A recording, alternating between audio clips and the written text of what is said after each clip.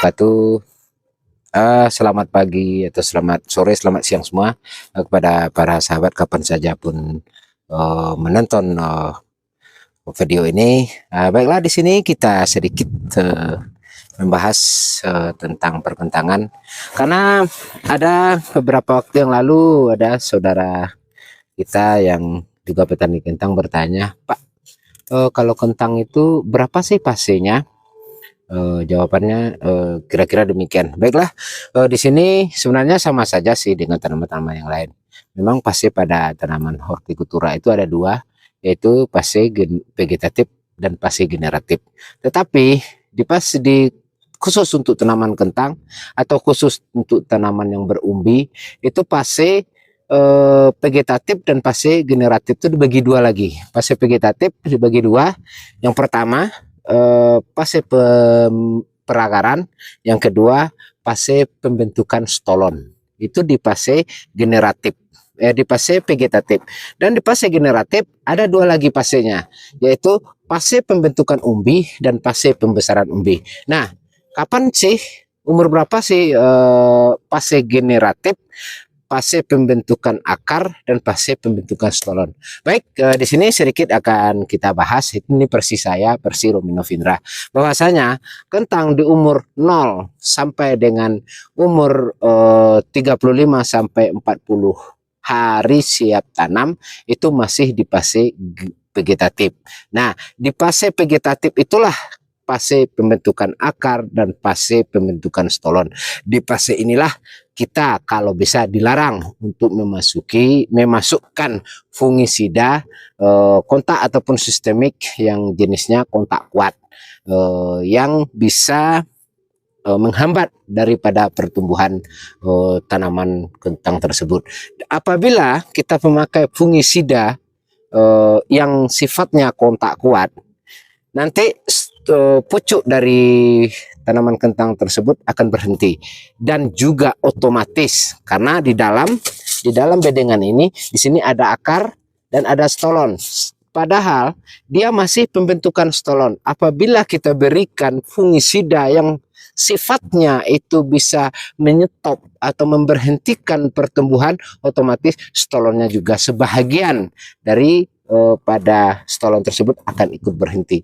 Otomatis umbinya akan menjadi berkurang. Nah, di fase 40 ke atas itu telah mulai memasuki fase generatif. Tepatnya di umur 50 sampai ke atas. Di 50 itu stolonnya udah keluar dengan sempurna dan masuk ke fase generatif. Fase generatif terbagi dua lagi, yaitu fase pembentukan umbi dan fase pembesaran umbi. Nah, di fase pembentukan umbi juga kita belum boleh memberikan fungisida yang sifatnya bisa menyetop daripada tumbuhan pada tanaman tersebut. Dan di fase pembesaran umbi, disitulah kita baru bisa memasuki yang sifatnya fungisida yang sifatnya bisa menyetop atau menghambat untuk daripada pertumbuhan. Kenapa demikian? Apabila kita berikan fungisida yang sifatnya bisa menyetop, apabila pucuk daripada tanaman kentang tersebut berhenti, maka nutrisi akan kembali balik ke bawah dan dia akan mencari akar besar ataupun yang sering kita sebut yang dikenal dari perkentangan itu yang dikenal dengan stolon. Dia akan memasuki nutrisi, akan memasuki stolon dan berhenti di umbi yang telah terbentuk, maka umbinya akan menjadi besar dan padat. Itulah kenapa di awal itu kami dilarang untuk memberikan fungisida yang sifatnya, yang efeknya bisa menyetop daripada pertumbuhan daripada tanaman kentang tersebut. Ya, baik, di sini kita simpulkan bahwasanya fase tanaman kentang itu ada dua,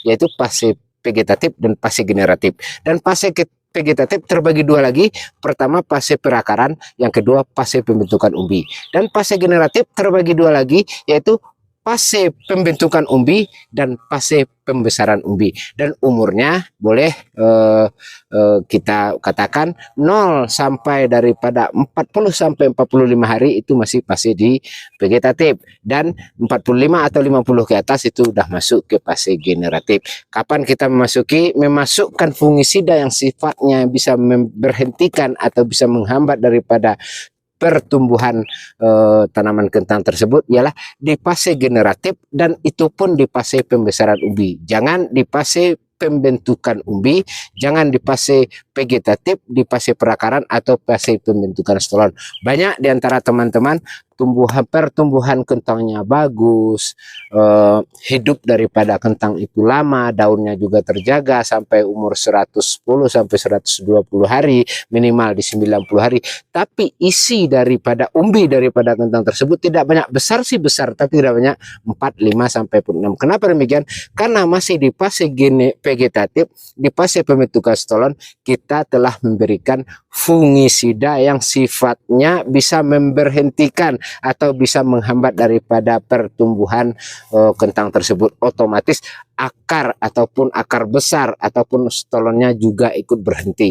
Walaupun tidak berhenti, dan apabila telah membentuk umbi, maka umbinya sebahagian akan menjadi kuning dan gagal akan menjadi umbi. Itulah mungkin persebabnya. Itu versi kami untuk di perkentangan. Mudah-mudahan ini bisa bermanfaat bagi kita semua. Bagi saudara kita yang telah bertanya berapa pasekah untuk tanaman kentang, itu insya Allah mudah-mudahan melalui channel ini telah terjawab. Fase tanaman kentang ada 2, sama dengan tanaman lainnya, fase vegetatif dan di fase generatif.